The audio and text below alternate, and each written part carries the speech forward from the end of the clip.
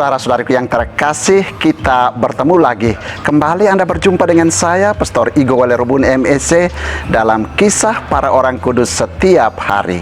Hari ini tanggal 9 Oktober kita memperingati beberapa orang kudus di dalam gereja kita, yakni Abraham Bapa Bangsa, Santo Yohanes Leonardi pengaku iman, Santo Louis Bertrand pengaku iman, dan Santo Denis Rusticus dan Eleutherius martir.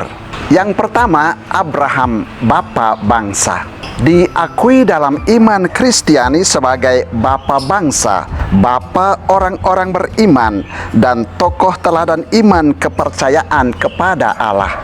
Di kalangan bangsa Arab, beliau dikenal sebagai sahabat Allah. Gelar itu terdapat dalam kitab kedua Paralipomenon pasal 20 ayat 7. Abraham adalah putra Terah dan lahir di Ur Kasdim. Menurut kitab Kejadian pasal 25 ayat 7, ia meninggal dunia pada umur 175 tahun dan dimakamkan oleh anaknya Ishak dan Ismail. Mulanya ia bernama Abram, yang berarti Bapa yang Agung. Kemudian Tuhan mengubahnya menjadi Abraham, yang berarti Bapa banyak orang atau Bapa sejumlah besar bangsa. Dalam surat kepada jemaat di Roma bab 4, Santo Paulus menunjukkan bahwa Abraham adalah bapa semua orang beriman, bukan hanya mereka yang bersunat, tetapi juga yang mengikuti jejak iman Abraham. Sekitar tahun 1850 sebelum Masehi, Abraham dipanggil Tuhan untuk meninggalkan negerinya sendiri dan pergi ke suatu negeri baru yang akan ditunjukkan Tuhan kepadanya. Tuhan berjanji kepadanya bahwa ia akan menjadi bapa bagi suatu bangsa yang besar, dan dalam namanya banyak bangsa akan diberkati. Sarah, istri Abraham, mandul dan tidak mungkin mempunyai anak lagi. Kanaan, tanah terjanji itu, telah dihuni oleh banyak suku bangsa yang menyembah dewa-dewi kafir. Meskipun demikian, Abraham melakukan apa yang Tuhan katakan kepadanya dengan penuh iman, sehingga Tuhan memperhitungkan hal itu kepadanya sebagai kebenaran. Karena imannya itu, Tuhan membuatnya kudus dan layak baginya. Janji Tuhan mulai dipenuhi dalam kelahiran Ishak pada masa tua Sarah.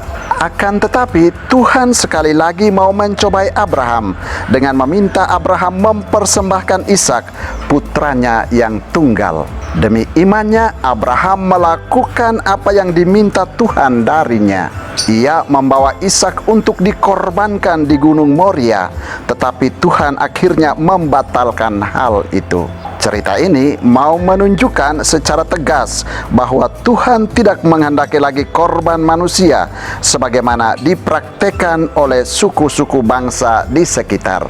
Iman Abraham yang kokoh itu dipuji dalam kitab Sirak pasal 44 ayat 19 sampai 21, surat Paulus kepada jemaat di Roma pasal 4, surat Paulus kepada jemaat di Galatia pasal 3 ayat 7, dan surat kepada jemaat di Ibrani pasal 11 ayat 8 sampai dengan 12. Kedermawanan dan keramatamahan Abraham ditunjukkannya secara jelas di dalam hubungan pribadinya dengan keponakannya Lot. Ketika ternak gembalaan mereka semakin banyak sehingga tidak memungkinkan mereka hidup di suatu daerah, Abraham membiarkan Lot memilih tanah yang disukainya. Kitab Kejadian pasal 18 ayat 1 sampai 15 menguraikan keramatamahan Abraham kepada 3 orang asing yang datang ke perkemahannya. Pertemuan dengan Melkisedek yang diceritakan di dalam kitab Kejadian pasal 14 ayat 18 sampai 20 menunjukkan hubungan pertama bangsa Ibrani dengan Yerusalem yang kemudian menjadi kota suci. Dalam kitab Kejadian pasal 23, Abraham memperoleh tuntutannya atas tanah Palestina dengan membeli tanah pekuburan di Makpela Makpela. Pembelian tanah itu sesungguhnya menjadi bukti yang paling kuat dari realitas sejarah Abraham yang kemudian dipersoalkan beberapa ahli. Orang kudus kedua yang juga kita peringati pada tanggal 9 Oktober yakni Santo Yohanes Leonardi, pengaku iman.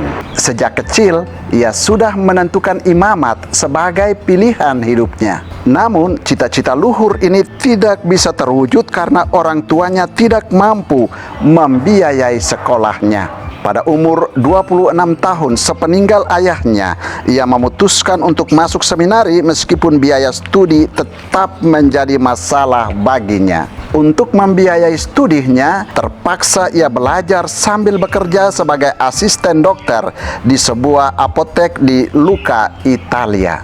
Ia memang tekun belajar sehingga dapat menyelesaikan studinya dalam waktu singkat, lalu ditahbiskan menjadi imam. Ia lalu menjadi anggota komunitas religius yang didirikan oleh Beato Yohanes Colombini. Dari sana, ia ditugaskan sebagai pastor penjara dan rumah sakit dengan sebuah rumah pusat di Lucca. Nyata bahwa Yohanes adalah seorang imam yang aktif dan sangat bertanggung jawab terhadap semua pekerjaannya. Teladan hidupnya yang luhur itu menarik simpatik banyak orang awam. Ada yang dengan rela membantu dia dalam melaksanakan tugas-tugas itu. Ia mendidik secara khusus beberapa pemuda yang mengikutinya sehingga ada yang menjadi imam. Bersama pemuda-pemuda itu, Yohanes merencanakan pendirian sebuah kongregasi untuk imam-imam projo. Sayangnya, ia mendapat tantangan politis yang hebat dari pihak penganut aliran sesat di Lucca.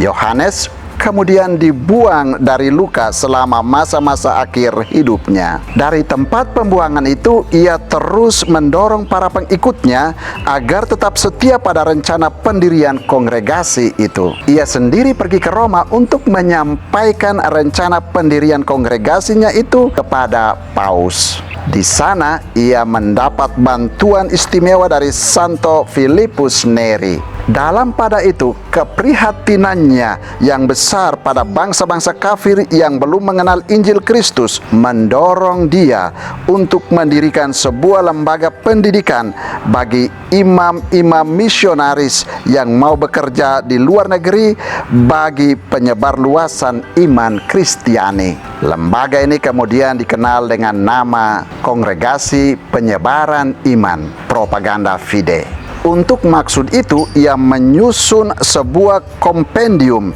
yang memuat ajaran-ajaran dasar gereja. Kongregasinya disahkan oleh Paus Clemens ke-8 pada tahun 1595. Yohanes wafat pada usia 68 tahun pada tanggal 9 Oktober tahun 1069 dan dinyatakan kudus oleh Paus Pius ke-11 pada tahun 1938. Orang kudus lain yang juga kita peringati pada tanggal 9 Oktober yakni Santo Luis Bertrand, pengaku iman. Luis lahir di Valencia, Spanyol pada tanggal 1 Januari tahun 1526.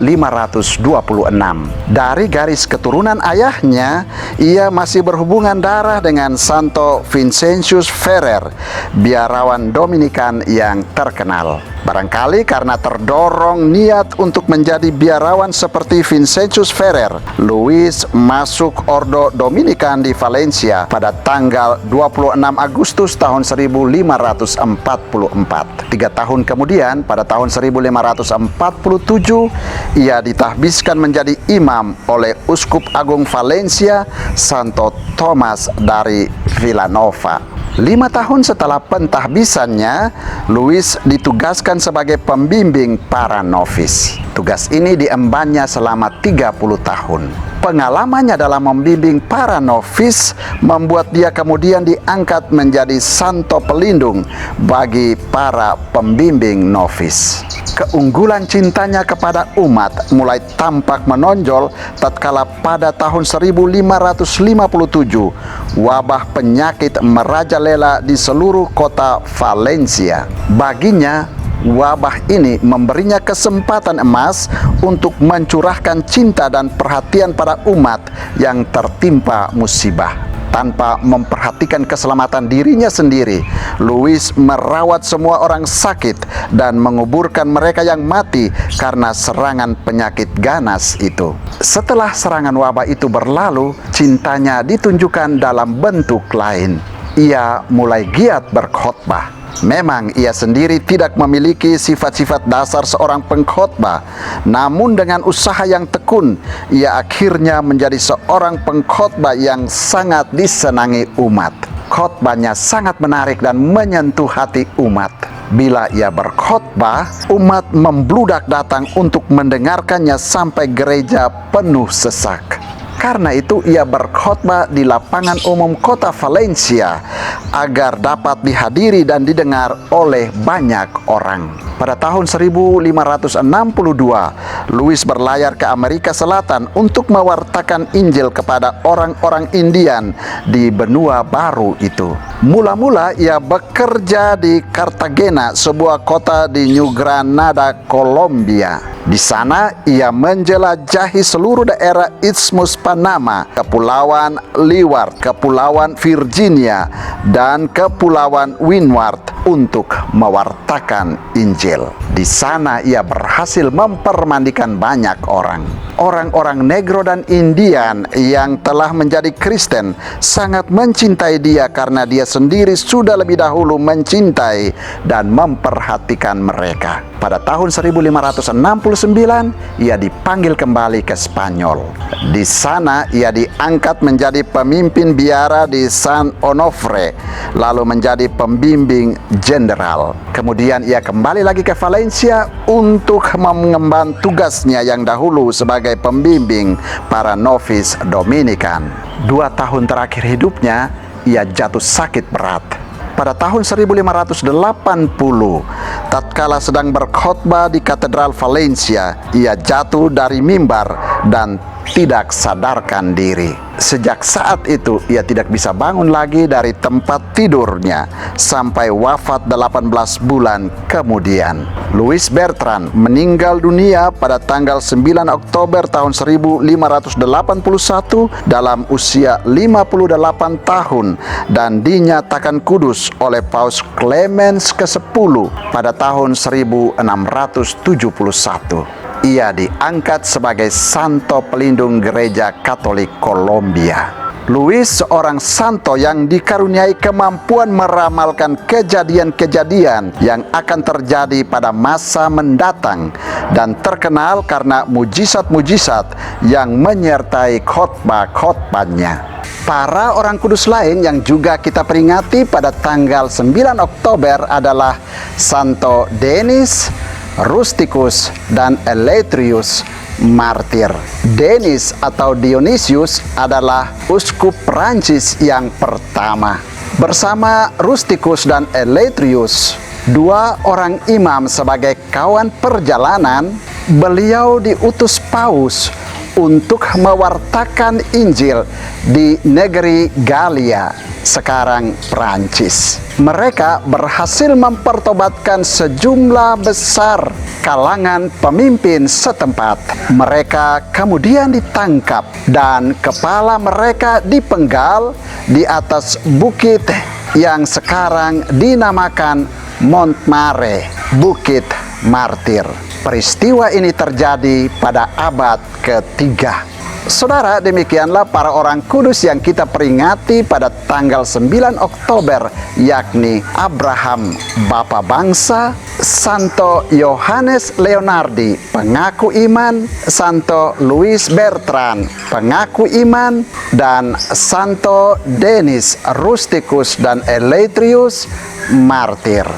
Bapa Abraham, Santo Yohanes Leonardi, Santo Louis Bertrand, Santo Denis, Rusticus, dan Eletrius, doakanlah kami. Tuhan memberkati.